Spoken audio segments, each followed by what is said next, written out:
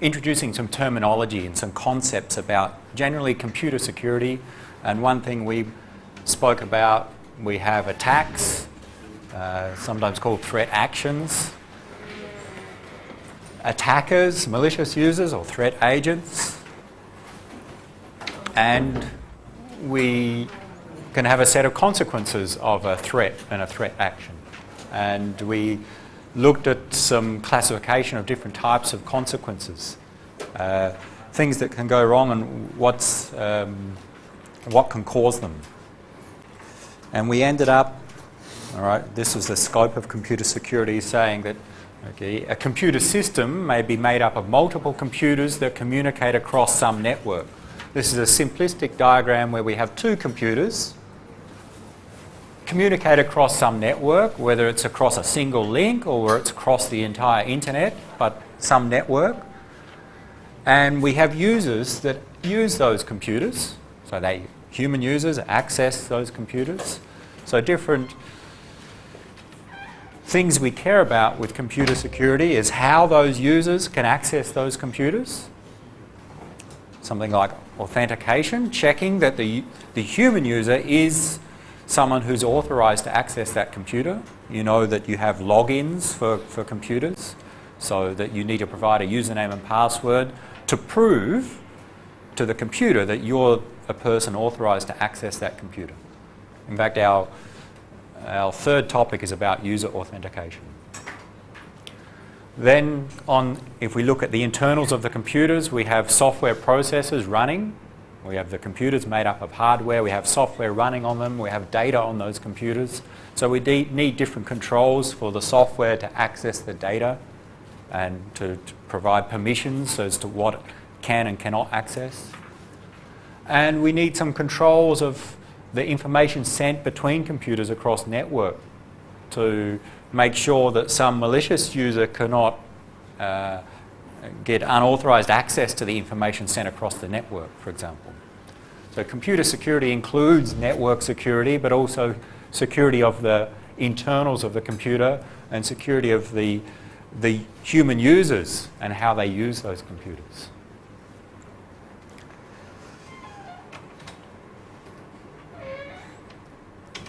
Let's focus a little bit about the communications or the network aspect. When computers communicate with each other, what do we care about with respect to security?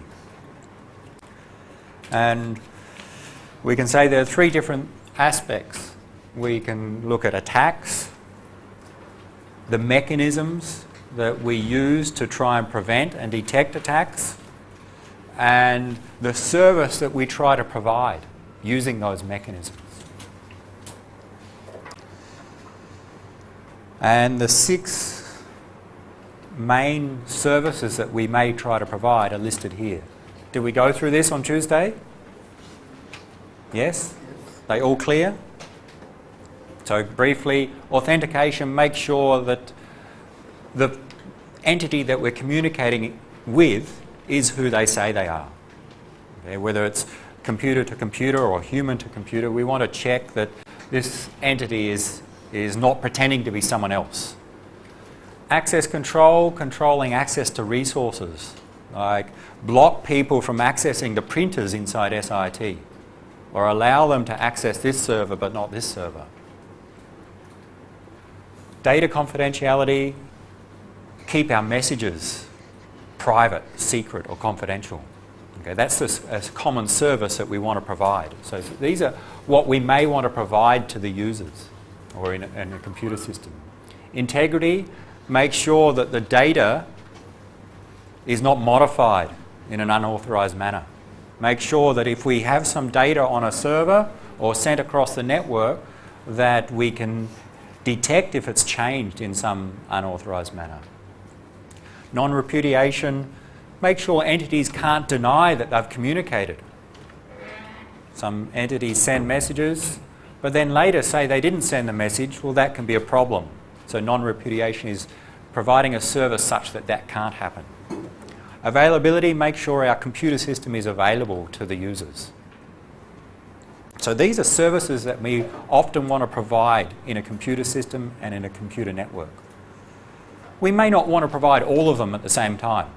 Depends upon our requirements and our security policy. And attacks. So especially with respect to communication networks or lines, a line may be a single cable, but we can generalize to an entire network. What types of attacks are possible on networks? First, we classify as either passive or active. And we'll come back to what they mean after we go through the individual attacks. So within passive, there are 2 types of attacks, and then within active, 4 types. So let's go through those 6 and then come back and explain, well, what is passive and active? And what are the differences in terms of detection and prevention?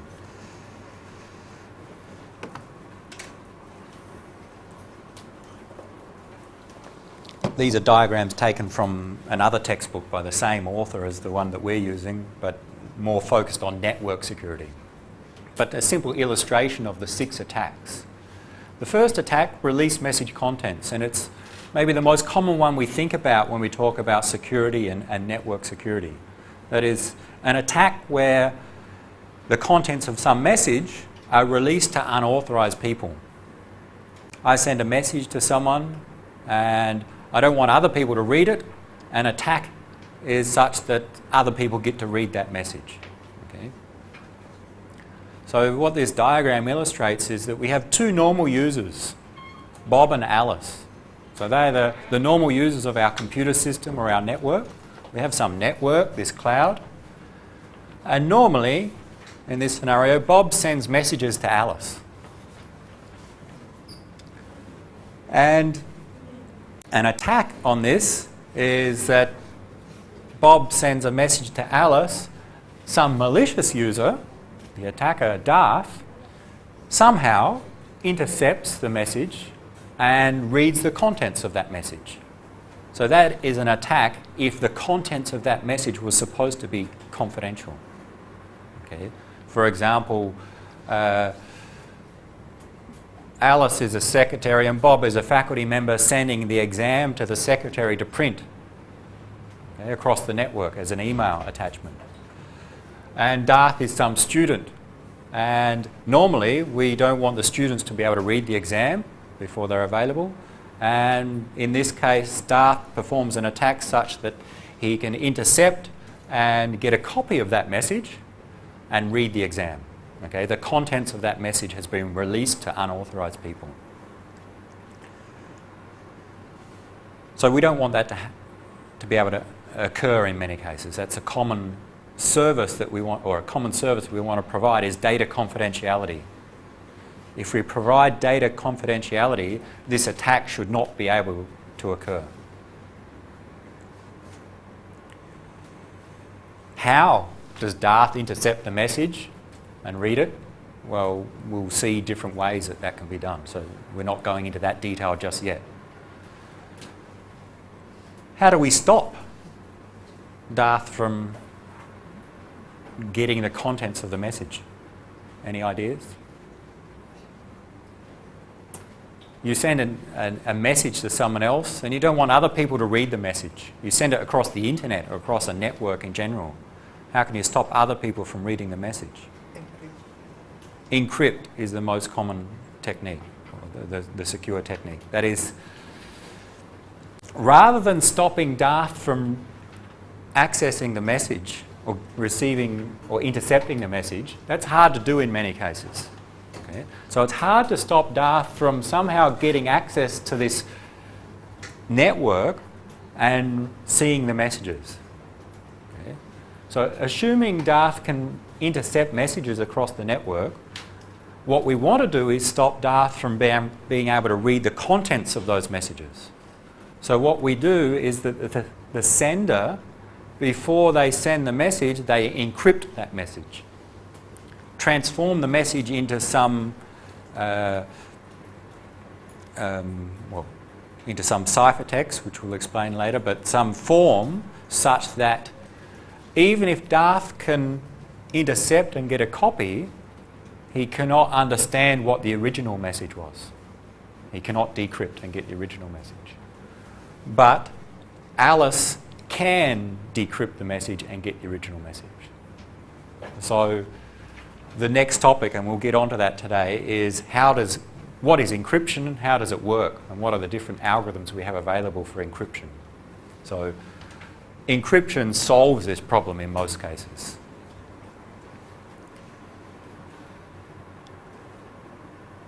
Encryption is a security mechanism that we use to try and prevent this attack. Okay, just going back, we said there are attacks, services, what we want to provide, and then we'll use mechanisms to try to provide those services. Encryption is an example of one mechanism. Let's look at the other attacks. Traffic analysis. Bob sends messages to Alice, that's the normal operation. But then a malicious user, Darth, intercepts messages. Maybe those messages are encrypted. So Darth sees that there is messages being sent, but he cannot read the contents of the messages. So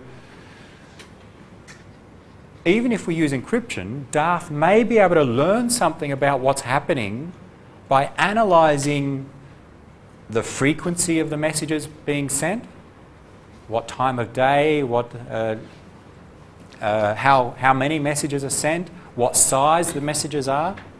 By analysing the traffic between two entities, by analysing the messages between entities, an attacker may be able to learn some information that they wouldn't be able to know without analysing it.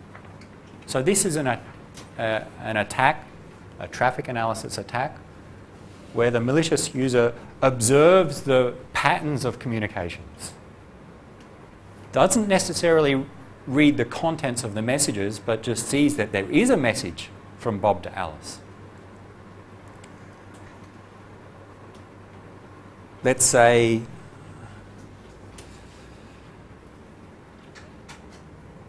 Alice and Darth are married, husband and wife. And Bob is not married to Alice, of course.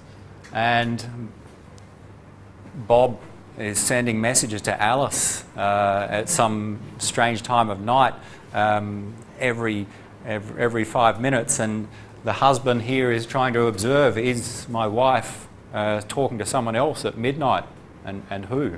Well, Bob and Alice are smart enough to encrypt their messages. So Darth can't see the contents of those messages.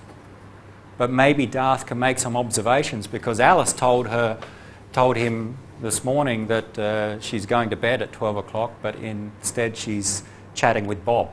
Okay, by observing the patterns of communications, time of day, date, the frequency of the messages, and even the size of the messages, we can start to make some observations about what's actually happening.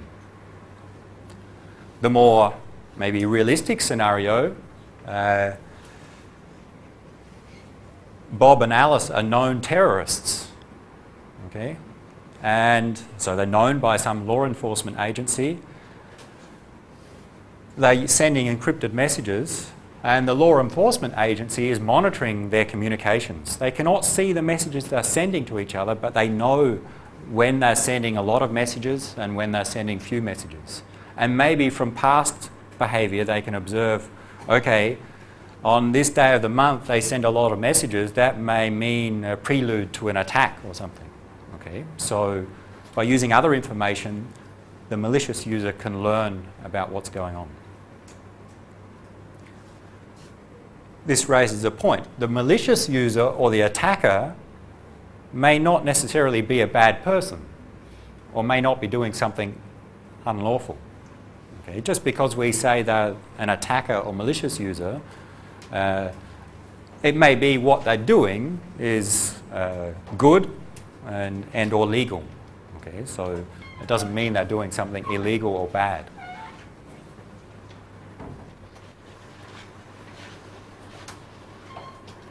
So analyse the patterns of communications is an attack. Masquerade attack. Pretend to be someone else. That's what that means.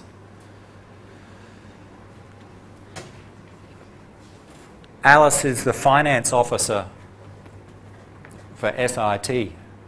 Bob is a faculty member. Bob is the director. And what happens is at the end of the year, Bob normally sends a message to the finance director saying, give this person a pay rise, reduce this person's salary, okay? And then Alice does that on the accounts and their salary changes. Darth is a faculty member and sends a message to Alice saying, increase Darth's salary by 10,000 baht, signed by Bob, okay? Darth sends a message pretending to be Bob, the director. Alice receives a message from Bob, increase Darth's salary by 10,000 baht, so she implements that.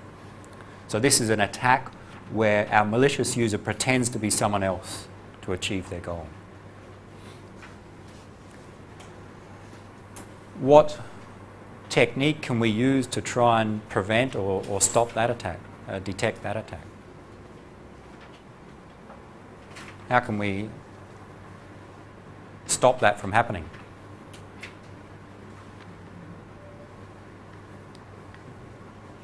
Anyone?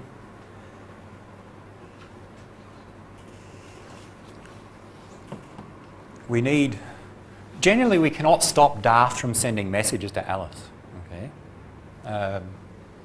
So what we generally need is some form of authentication such that when Alice receives a message, she can verify who really sent that message, okay? The message says from Bob, but we need some other mechanisms to check.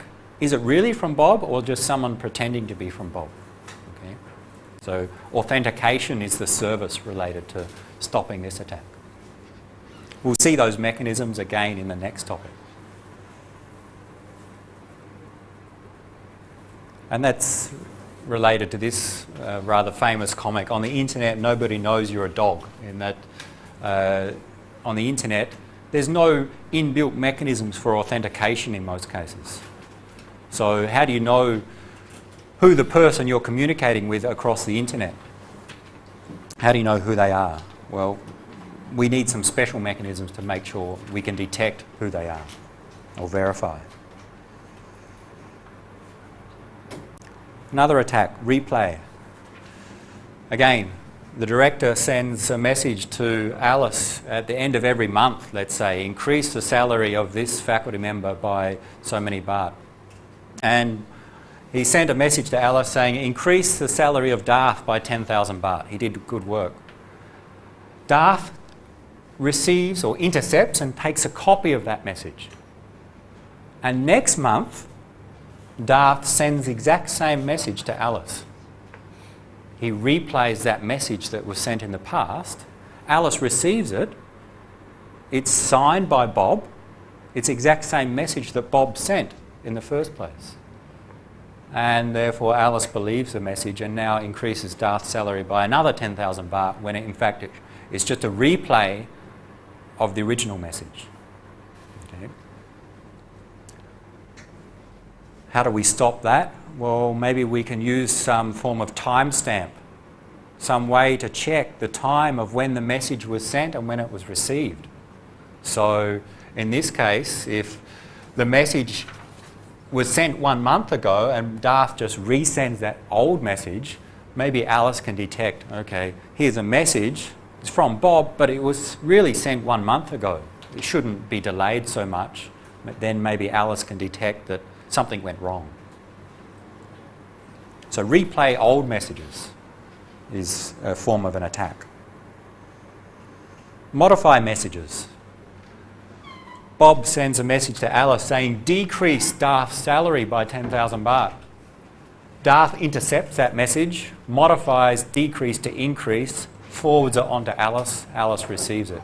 Again, it's from Bob, signed by Bob, but has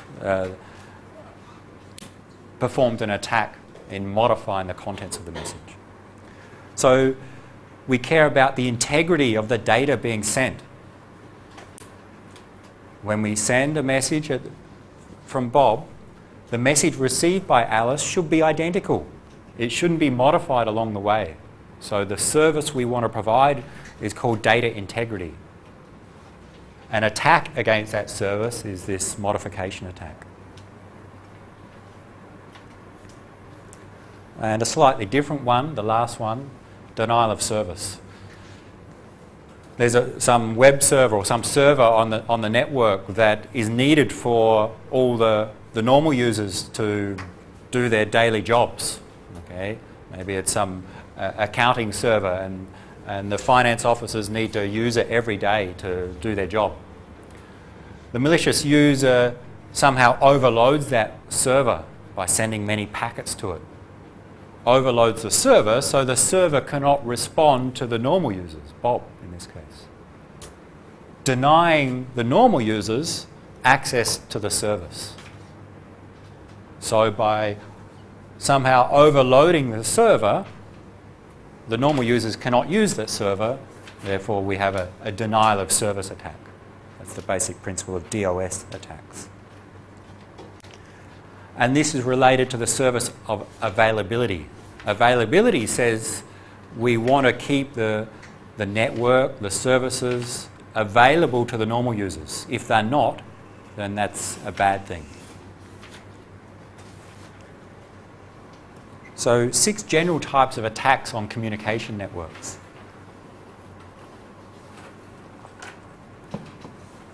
Go back and we'll look at them and try and explain the difference between active and passive. The first two, release message contents and traffic analysis, are passive attacks. What that means is when the attack occurs, it doesn't modify what happens if the attack didn't occur. Let's say there was no attack in this case. Remove Darth from the picture.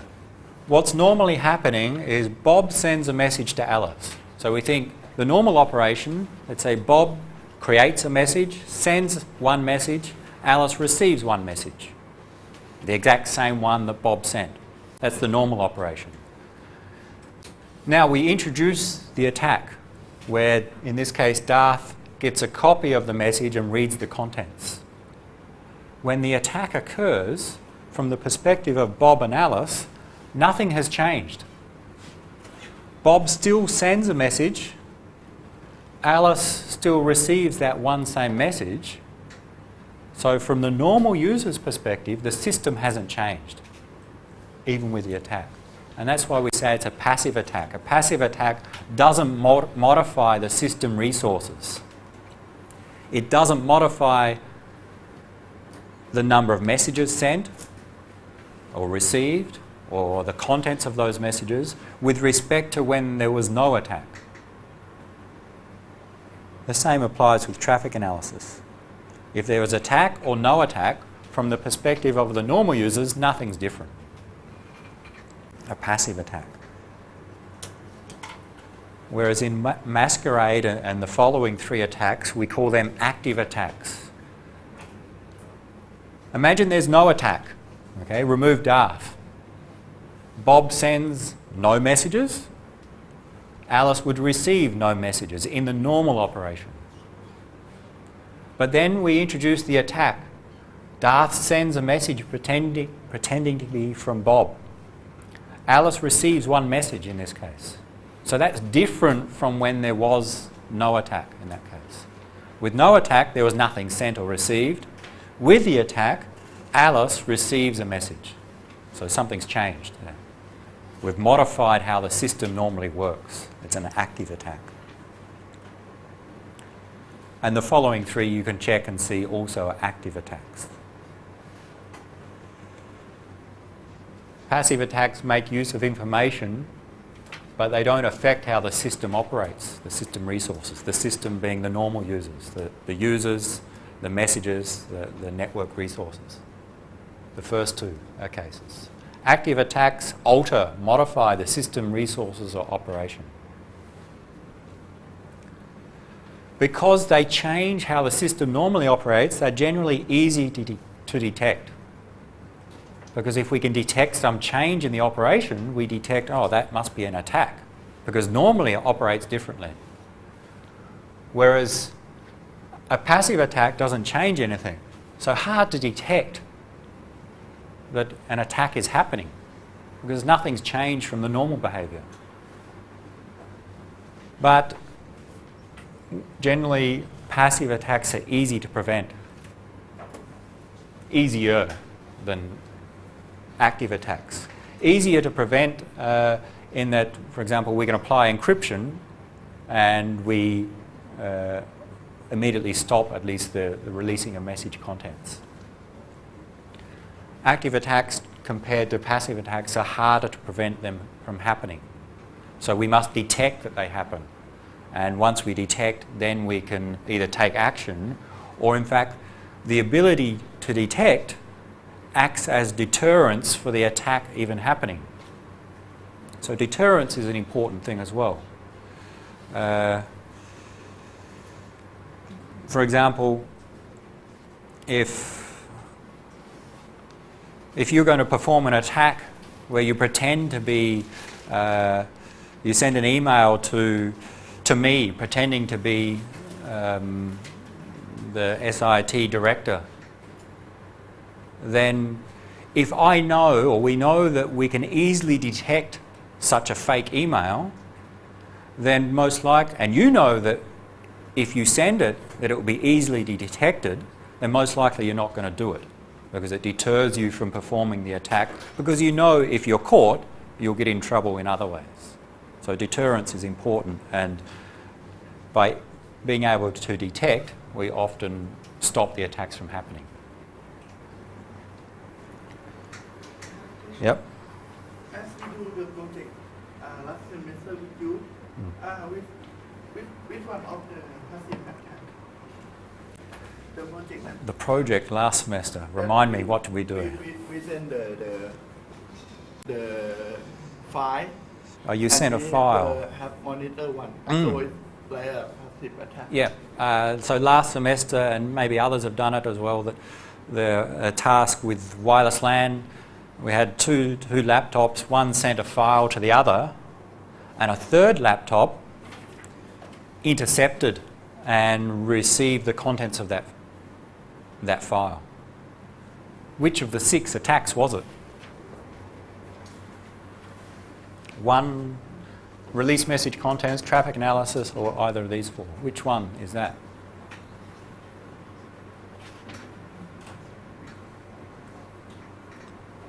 Assuming that file that you sent was a confidential file, intended between just the 2 computers.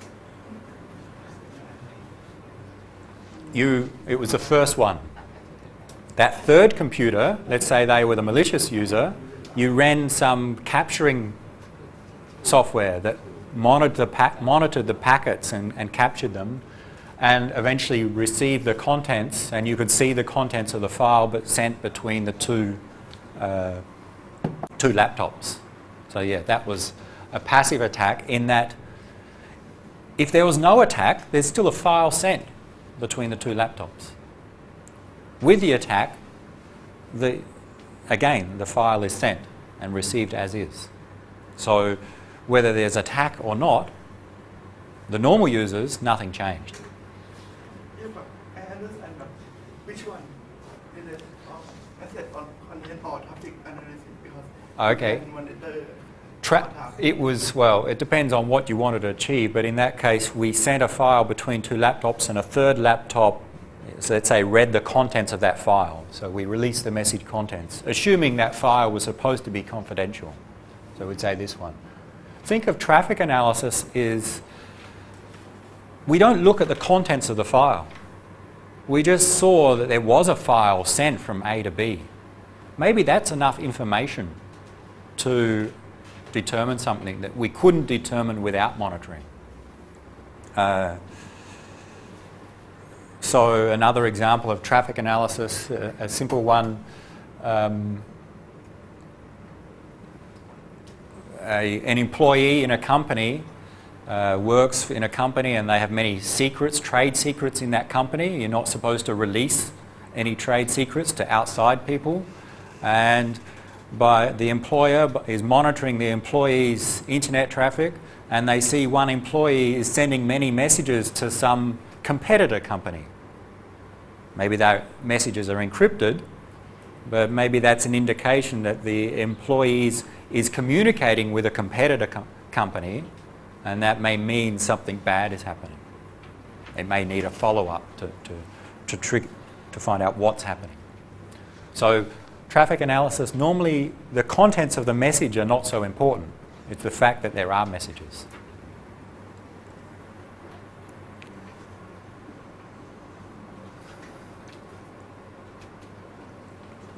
Any problems so far on our services or attacks? Any questions before we move on? Easy so far? Okay. That's next. Actually, that reminds me, so the homework was to look at the website, so make sure you look at the website. Some people have spoken to me about the course structure. A few people sent me emails. I got 3 or 4 emails from people. So some emails I got.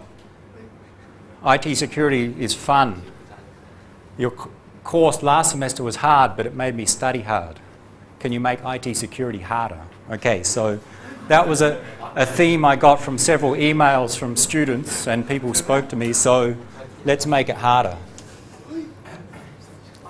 And one of our exchange students, I don't think he's here today, sent me an email from France, and he's studied similar things before, so he wants it harder as well. Okay. And all right, we plan to have quizzes, maybe 2 or 3 through the semester, but I think some people want more quizzes, 1 every week, so we can have a quiz in class every week and a Moodle quiz every week. Okay. So thanks for the feedback. Okay. What? Is this your email address? I didn't send you. That's your email. Can we see? Yeah. That's your email address, I think. Yeah. Correct? Oh. I received the email.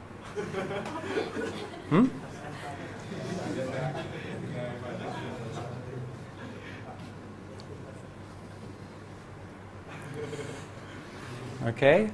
Any problems with making the course harder, having the quizzes every week?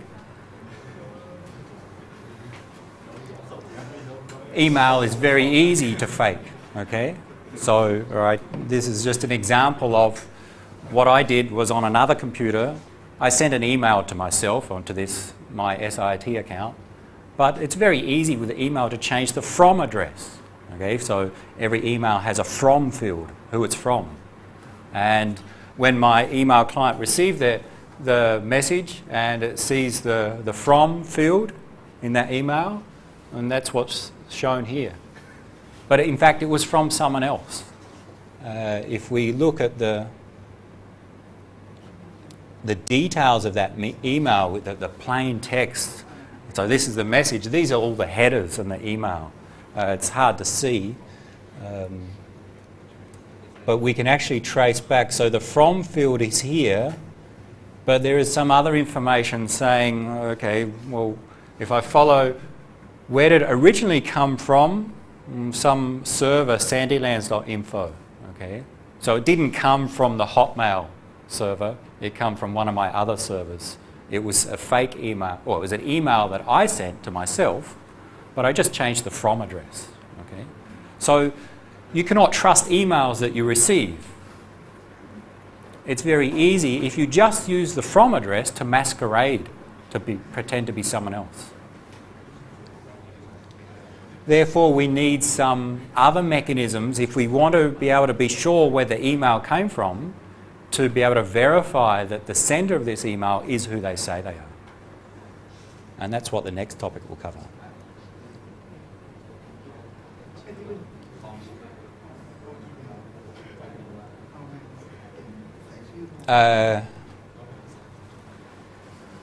I will show you some demonstrations. So this is a very simple one. Anyone can change the from address with a little bit of software for an email. I hope it's obvious, but the things that we're going to cover in this course, IT security, we're going to look at security mechanisms and attacks. And we'll look at very basic things. We'll not look at advanced attacks, but the very basic principles. And you'll see that you could apply these principles and perform real attacks in the real world, okay?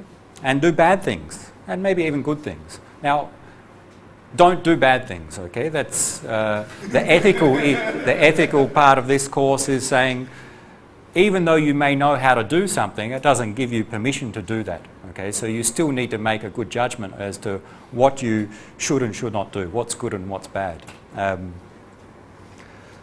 For example, you'll see that it's very easy to intercept wireless LAN traffic. Intercept and read the contents of messages sent by other people when they're using Wi-Fi, especially on SIT's network.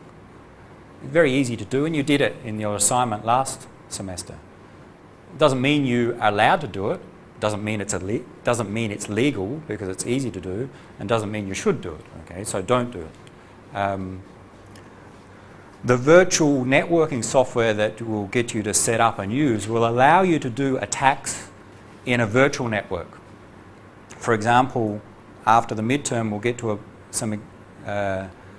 some practical exercises where on your computer you set up a virtual network of 3 or 4 computers running all on your computer using VirtualBox.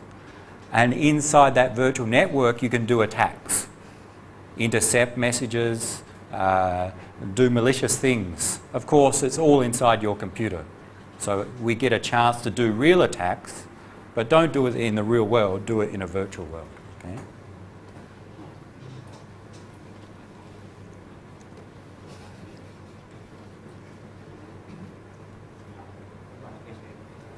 So we normally need to provide some services to prevent and detect the attacks. And to provide those services, we use a range of different mechanisms. There's no one mechanism that we can use to solve all attacks. So there are different techniques to prevent, detect, recover from attacks. And the most common techniques use a part of cryptography. We use cryptographic techniques. So the next topic explains what we mean by cryptography. But things like encryption. Encryption's a main part. And we'll see related, so encryption also here called encipherment, to encipher, to encrypt something. We'll see other things like digital signatures, firewalls, authentication protocols. Notarization is providing some proof that something's happened, to notarize something.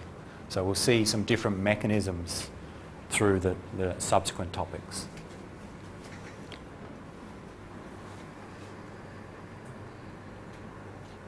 That just relates some mechanisms to some of the services here, and in the columns, different mechanisms. For example, to provide confidentiality of our data, we use encipherment or encryption. But I think we'll not go through this. We'll see as we go through the different mechanisms, and you'll see what services they can provide.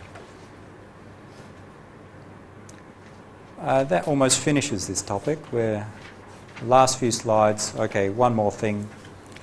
Some different terminology.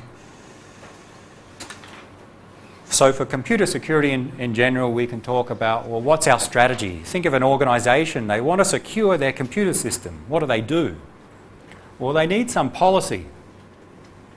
What is the security scheme supposed to do? What's our aim for securing our network, securing our computers? So that's a policy.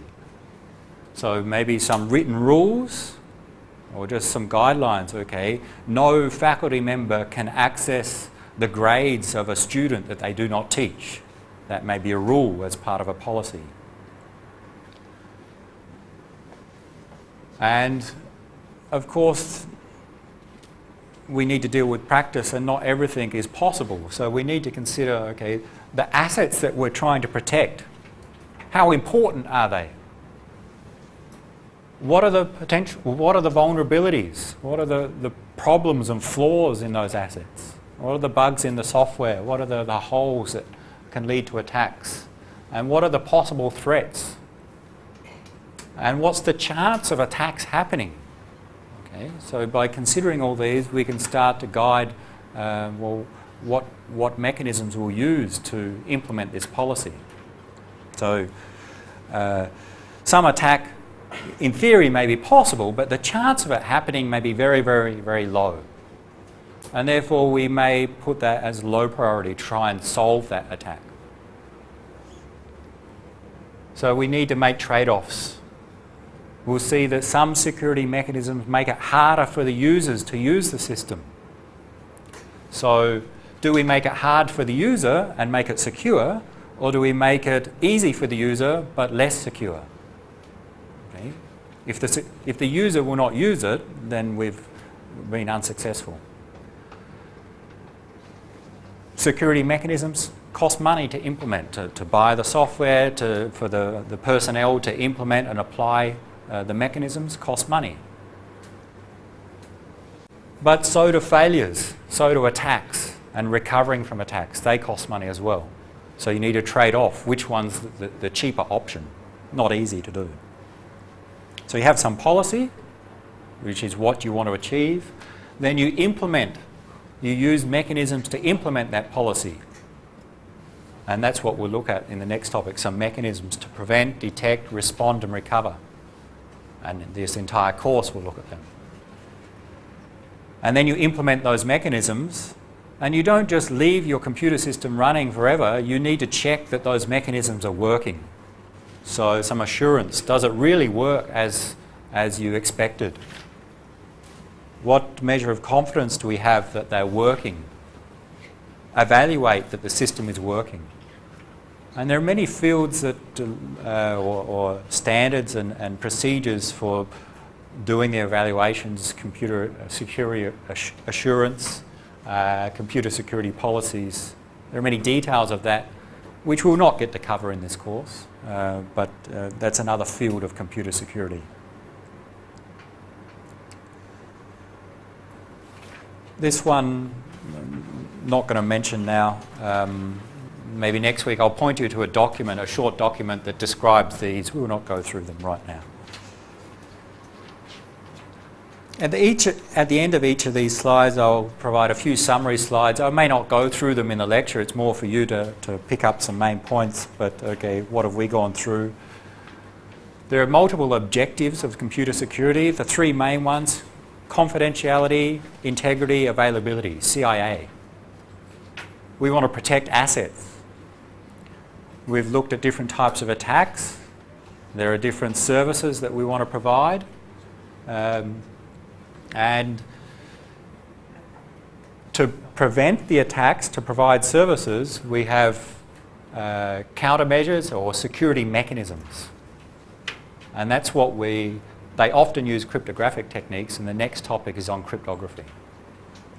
What are those mechanisms? And again, at the end, I'll give some areas to explore, and this is if you want to go read about these topics. I will not cover them in the course. This lists all these acronyms really refer to organisations, companies, organisations which are related to computer security.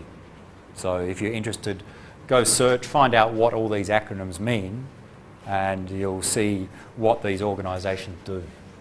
Some organisations that create standards for security, that monitor attacks and threats, so keep databases of potential attacks, and organisations that give you some certificate to say that you're good at security, for example, so you get a better job.